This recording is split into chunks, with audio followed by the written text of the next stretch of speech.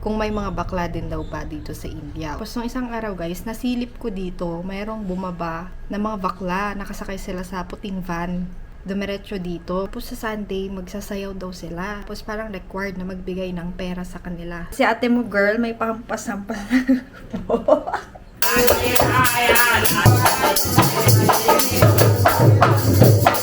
Ngayon? Ganyan, bigay. Ikaw ba, naniniwala ka sa blessing nila? Sila pala yung community na parang mahirap tanggihan. Ang medyo off lang sa akin, yung binuhat niya, yung baby ko, syempre nanay tayo. Hindi, ayaw natin na binubuhat yung anak natin pag hindi natin kilala.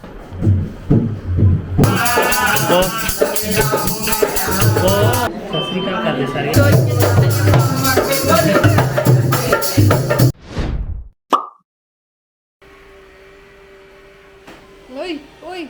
Saan punta?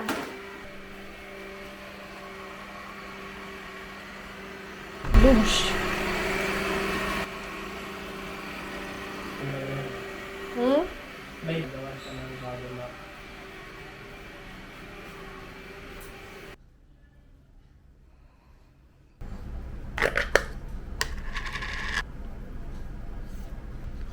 Meron akong ichichika guys. May mga gay or may mga bakla daw mamaya. May mga gay or may mga bakla daw na darating mamaya. Sasayaw daw sila. Sakto, may nagtatanong din kasi dito kung may mga bakla din daw ba dito sa India. Parang sa Philippines na open lang, di ba? Hindi big deal. Parang ganun ba? O, sa napansin ko dito, hindi sila masyadong naglaladlad. Observation ko, lalo na mga Punjabi. Kasi ang mga Punjabi, kilala sila na warrior. So, parang hindi normal. Observation ko lang. Tanong natin si Baljit mamaya. Pero, nung first time ko dito sa India, may mga nakita akong mga gay, mga bakla na namamalimos sila. As in, naka-makeup sila, mahaba yung buhok. Nandun sila sa toll gate, nanlilimos. Humihingi sila ng pera sa mga drivers. Tapos yung iba, pag di ka nagbigay, nagmumura sila. Tapos pag nagbigay ka naman yung iba, parang ipagpapray ka, parang gano'n. Tapos nung isang araw guys, nasilip ko dito, mayroong bumaba na mga bakla, nakasakay sila sa puting van. Dumiretso dito, parang nakita yata yung nakasabit na balon dyan, may dahon-dahon. Ibig sabihin may baby sa loob. So, dumiretso sila dito, tapos nakita nila si Daddy G. Tapos sabi nila, Papa G, ganyan-ganyan. Tapos parang sabi ni Mami, balik kayo sa Sunday. Tapos sa Sunday, magsasayaw daw sila. Tapos parang required na magbigay ng pera sa kanila. Sorry kung may mga offend. Kwento lang ako kasi parang interesting siya. Bago siya sa pandinig ko. Parang first time. First time kasi. Pero bago yan, kakain muna ako. Dahil dumaan sa FYP ko yung bread na may Milo. Tatry ko din yung bread na may Milo. PBB tayo. Pero walang Milo dito. Ito yun. Ito lang yung meron. Iniinom to ni Gurman minsan eh. Bornvita. Try ko yung ginagawa ni Fiang. Bread and... Pero gusto ko may margarine. Margarine. Whatever. Tapos patikim natin kay Bunny. Microwave pa, diba? Si Sabi ay natutulog. Alam niyo, pag gising si Sabi, hindi kami nakakapag-vlog talaga. Sobrang iyakin. Colic baby. Hirap alagaan.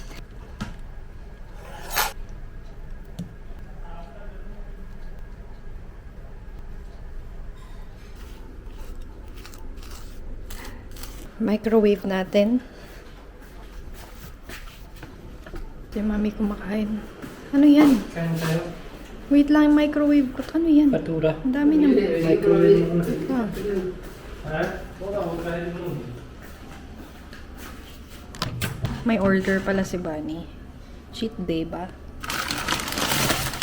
Ang dami na.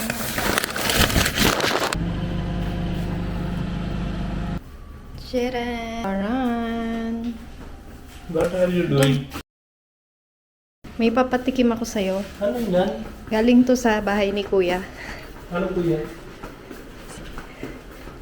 Kita ni Mami yung bread na maitim. Natawa siya. Kala niya, anak niya lang baliw. Ngayon alam niya, daughter-in-law niya baliw din. Bakit? Siyempre, ano yan? Brown. Try mo nga. Di ba nanganap ka ng dessert? Mainit? Mainit daw. Sunog kumain. Sunog kamay? Para saan yan? Butter? Secret. Gusto mo parang sunog kamay ko, no? Alam mo yung batura ko malamig yan. Ayoko na malamig. Gusto ko init. Wait lang. Ano meron? Ba't nag-order ka? Ewan ko, I was so craving. Kinukwento ko Dahil yung sa ano. kanya. Pagod na kami guys, mag-alaga. Pagod ko sa buhay, group lang. Weird? Horlicks and Ha? butter. Born Vita. Oo, Anong lasa? Weird? pwede naman. Pwede naman pag gutom. Pwede, kaso hindi naman combination eh. Hindi combination. Actually, walang margarine dapat. Sana ma-mix with Sugar? milk or something. Para caramelize siya. Parang powder na sunog ng powder. Sunog. Oo. Kinukwento ko yung yung bakla na pupunta. Alam niyo, dati I still remember punta tayo sa Delhi, tas sa signal. Yun kita nga mo yung sabi bakla. ko. Di ba? Tapos huwag ka maingay. Alam ko paano sila ganun. Di ba nagmumara sila pag hindi nakakapagbigay? Pag hindi mo bigay, mura sila, tas galit din sila, tas Oo. dapat bibigay mo. Iba ganyan yung clap, di ba? Iba yung ganyan. Sila ganyan. Bakit ganyan? Bakit ganon? Ay, hindi sa atin malakas, di ba? Sa kanila, tak, tak. Ay. Sabi. Sa bakla sa Philippines, yung bakla sa Philippines, maganda katawan. Tsaka mo ito. makikita mo may work sila. Wait lang. Tapos, maganda yung boses. Ah. Dito bakla. Ay. Bigayin mo na. Kasi for me, pag sinabing bakla sa India, namamalimos talaga yung una kong naisip eh. Madami yung... Kasi sa Philippines- open sa Philippines. May sarili job, business, Oo. gano'n. Dito parang ibang tingin. So, mostly... Mataas ba tingin sa kanila or not? It's not mataas. It's not Kasi ngayon easily sasayaw acceptable sila. in Kain muna kasi hindi pwedeng malamig yung patura. patura, whatever. So, parang crispy. Crispy dapat, di ba? Kulang ng sugar. Tumigas na yung powder. Sunog na yung feeling yaro ko eh. Nagkwento ako, I don't know it's true. Pag dati kita nila yung bakla, dati hindi sila stay sa bahay. Example, meron na ako isang bakla, di ba, sa bahay.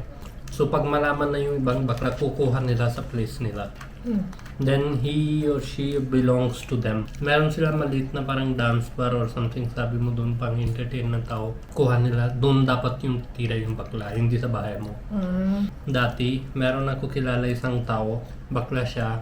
Tatay niya kasi sobrang mayaman. Sabi niya, bibigay ko every year sa inyo ng sweldo, wag niyo nang kuha yung anak ko. Doon sila may agreement. Hanggang ngayon, babayad pa rin sila. Gets mo? Hindi ko magets. May anak na isang tao, bakla, sa province namin. Bakla, kunwari siya, bakla siya. Bakla siya. Malaman na yung community na bakla, malapit sa amin. Pupunta sila sa bahay nila para kuha. Pag nalamang bakla yung anak mo, Kukuha nila. Yung bakla community, Kukuha nila, oo. Dati Pero yun. yung tatay niya ayaw niya nabigay. Kasi isa lang yung anak nila.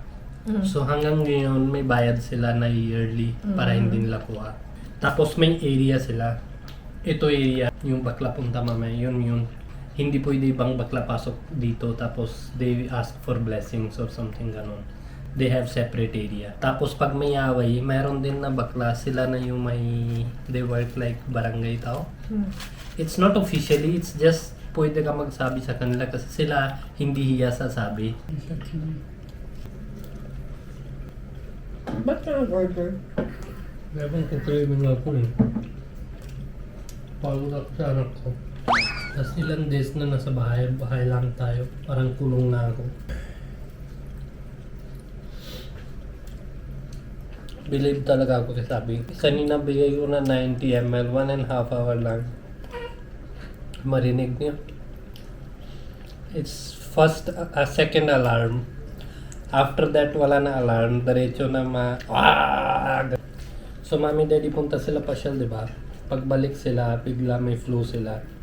So, flu na, travel, ganyan. Daddy from mami. After that, si Gurman. Dito na lang siya. Kami na tanghali, kami na din gabi. Hindi na sila miss yung vlog natin eh. Hindi na nila sabi na wala tayo vlog. Hindi ko naramdam. Mamaya darating yung bakla. Papaready ako, papapugi ako para papa-impress natin. Hindi sila ganyan sa pinto. Ganyan. Tap, tap, tap, tap. Ano na? Patay ka na pag hindi mo bigay sa akin. Sabi niya. Oh. Sana wala ka na anak. Ikaw na lang patay mag-isa kung hindi mo bigay sa akin. Sabi niya. Oh, dapat hindi na mataas yung banana mo, ha? Ganon sila eh. Ganito daw yung mga bakla dun sa, yung mga namamalimos dito sa India. Paano? Paano yun? Bigayin mo. Pag hindi mo nabigay, dapat dalawa yung anak mo, dapat mo habawin yung buhay mo, ganon. Tapos bigla hindi mo nabigay. Ay patay ka na mag-isa, wala ka na anak dapat. Pag di ka nagbigay. Ang kamuti mo na, ang pangit-pangit mo, tingin mo yung ipin mo, tingin mo yung tsura mo, ang itim, sunog ka na sa kahoy. Hindi nga yun, totoo kasi. Yan, bastos, agad yung bastos. Very quick reaction. Experience ko ha. Yung namamalimos. Hindi mo bigay, within seconds, baliktad na. Kasi they believe, pag si bakla na bigay sa iyo bad wish, bilis daw yung approve. Ganon. Talaga. Kasi they are God's creature. Ganon. Parang Sabi? yun yung believing. Paano pag nagbigay ka naman? Paano pag nagbigay ka? Hindi ako believe ganyan. Sila takot kasi... Hindi, paano pag nagbigay ka? Ano ang sasabihin Then nila? they're good. Sabihin nila, mahaba yung buhay mo, dapat maganda yung asawa mo, dapat dalawa yung anak mo lalaki. Sabi. Sorry po. Star mo yung anak mo. Malaki ng vestige mo. Mamantika. Ayoko. Parang... Naubos na, ayoko. Ito na lang yung ginawa buong araw. Puro mag-pump. Hugas, maghugas. Why are you so silent? Sabi baby, talk to me. Baby. Tapos ko lang nag-pump. Ito na lang ginawa ko maghapon. Sabi kasi pag nag-latch sa akin, gusto niya yung sumisirit.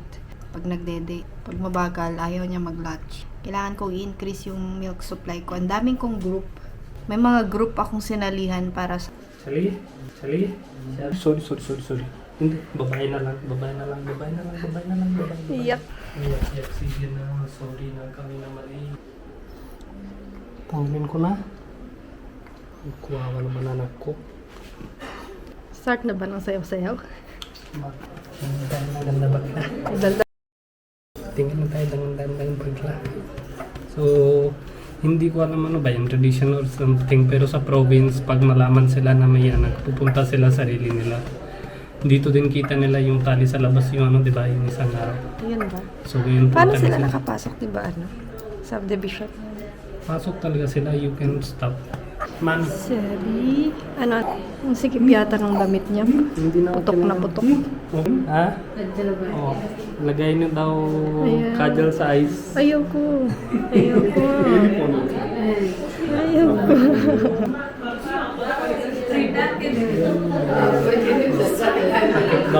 Si ate Hindu. Takip yung ulo daw. Sasrikal ka de, Sariyanti. Sasrikal ka de. Utak kami.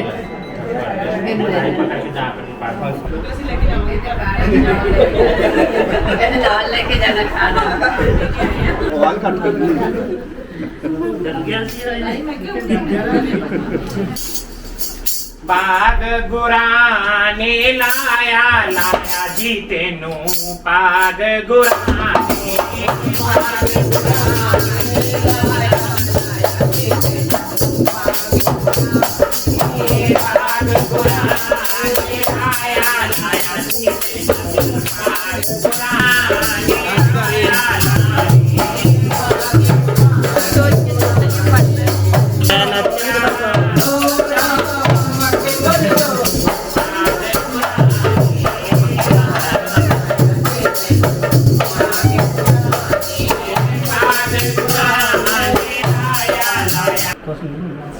Hindi siya umiyak, ha? Nag-enjoy. Ganyan dapat.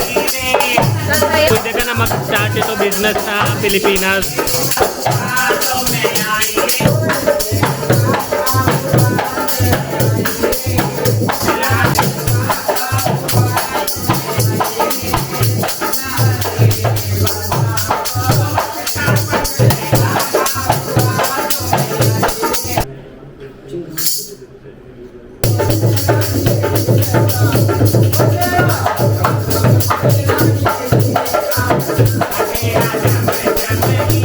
Yeah.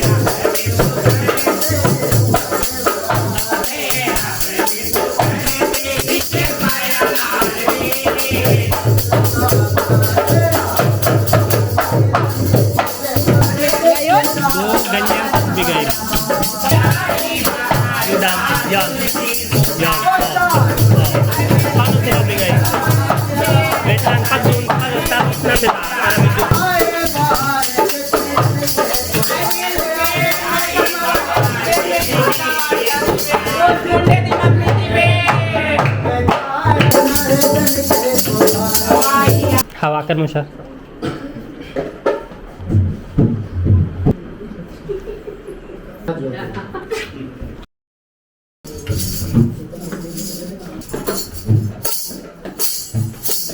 Bakit nilawak yung anak ko? Siyempre, sa kanila yan. Hawak mo.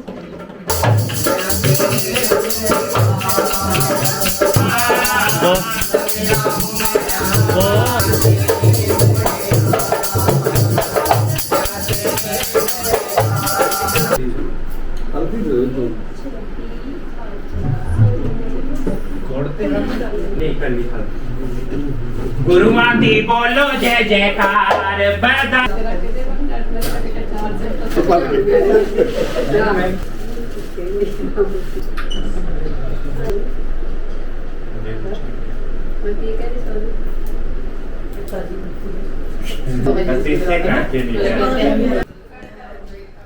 Ayan. Nandun si... Ba't chinichika nila kapitbahay? Na, Chinichika ng kapitbahay. Siyempre. Yung sasakyan nila, yun yung sasakyan nila guys, yung white na van ba? invite nila sa Ah? sa kanila. Ah, Meron din sila na baby. ayan. May baby din yung kapitbahay, kaya nagpa-schedule din. Sarah? Lagay mo nga. Talaga pinapaschedule ba Malakas yung business yan. Tapos may territory sila, hindi pwede iba pasok dyan. Ha? May territory sila. Mm. May area, ito area, parang inspector ka doon, di ba? Barangay owner ka. Paano pag may ibang pumunta? Hindi. Talaga? Hindi pwede yun. Gatas. Sungit naman nung isang bakla eh. Siyempre maganda. Yung maganda masungit. Tapos na yung sayawan. In fairness, nag-enjoy ako. Si ate mo, girl, may pampasampas.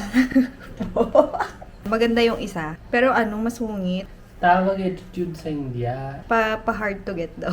Oo, Sila pala yung community na parang mahirap tanggihan. Iba yung namamalimos na bakla. Iba yung nagbabahay-bahay na may baby, tapos sumasayaw. Ibang community yun. Hindi lang only baby, pag may kasal din punta sila. Kasal din, sumasayaw Oo, din. oo. So, new experience siya sa akin. Nag-enjoy ako sa sayaw-sayaw. Ang medyo off lang sa akin, yung binuhat niya, yung baby ko, syempre nanay tayo. Hindi, ayaw natin na binubuhat yung anak natin pag hindi natin kilala. So, binuhat niya. Sandali lang naman. So, yung mga tao is lumalapit para bigyan ng pera. Pero diretso yun sa kay ate mo, girl, hindi kay baby. So, yun lang naman, pero nag-enjoy ako. So yung mga tao dito sa India, parang ang essence nun is blessing.